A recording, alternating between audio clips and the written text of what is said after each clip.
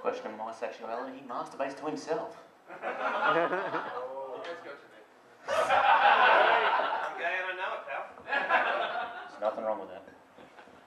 I came here from Rockhampton, right? And I actually stayed with my grandparents. Thank fuck they're staying at home tonight.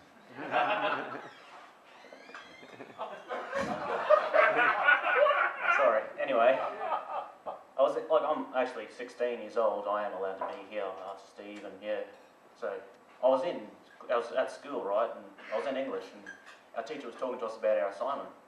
Now, before the words oral assessment had even left her mouth,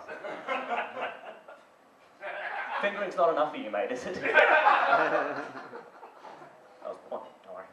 Anyway, yeah, before the words oral assessment had even left her mouth, the chick next to me said, "Ew, speeches." What the... How can you be repulsed by doing a speech? Oh my God, it was disgusting. Words came out of his mouth. That's the thing, right? Us blokes, we find chicks confusing. Like, you know how women have those Where to Meet Men books? Like in coffee shops or bookstores? They haven't got them.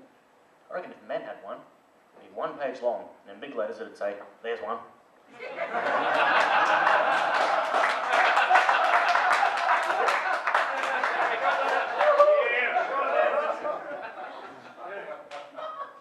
I actually find it funny, like the lengths that blokes will go to impress chicks, like life-endangering stuff.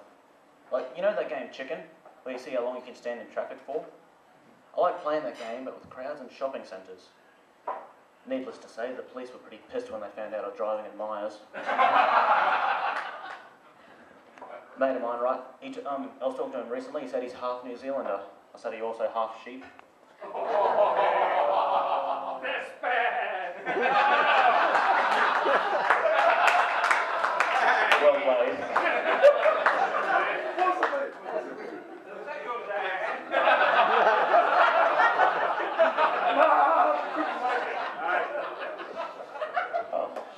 Give me own marks. Anyway, there's a cult in Australia, right? And like everyone in it reckons this bloke is Jesus. Now, among the many flaws it has, the main one is this dude's name. "And lo, our Saviour hath returned. What be thy name, Lord?" "Disciples, my name is AJ." Who's worshipping a bloke named AJ? Essentially, what they've done is created a bogan Jesus. Like when he was born, the wise men brought gifts of frankincense, myrrh, and a slab of VB. They're going to crucify him on a Friday, but, you know, footy was on.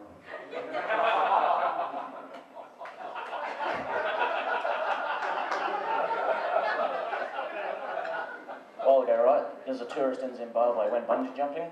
Now, her cord snapped, so she got washed through the rapids below. Now, my favourite part about that story is not the fact that she survived, but at the end of the article they said, "And the bungee cord was replaced." I can just imagine it, right? Like, she's gone, the cord snapped, her legs are still tied together, she can't swim. She's struggling and struggling. Somehow she manages to end up washed up on shore. Her lungs are filled with water. Someone rushes over, revives her. The crowd starts cheering. "Oh my God, she's alive." And the bloke barges through. "Excuse me, you done with that?" I don't mind reading the newspaper, right? You get some good jokes out of it. I was reading the local Rockhampton paper, right? One day there was a proper full-on article about how Eagle Boys didn't open one night.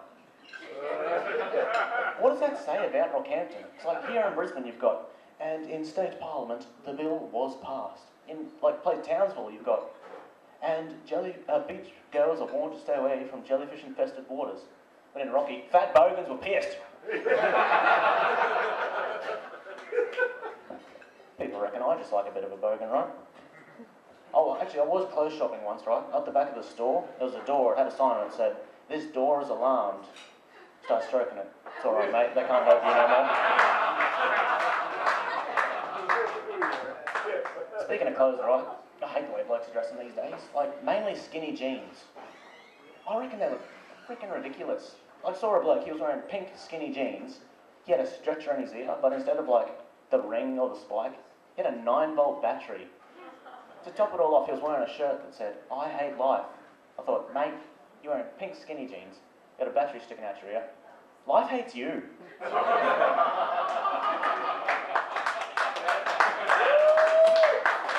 I've got to go soon, right?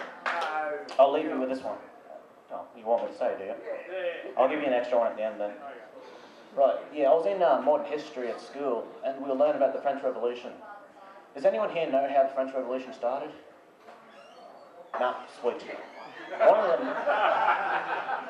One of the main reasons that the peasants overthrew their government was because the bread cost too much. Who's having a revolution because of that?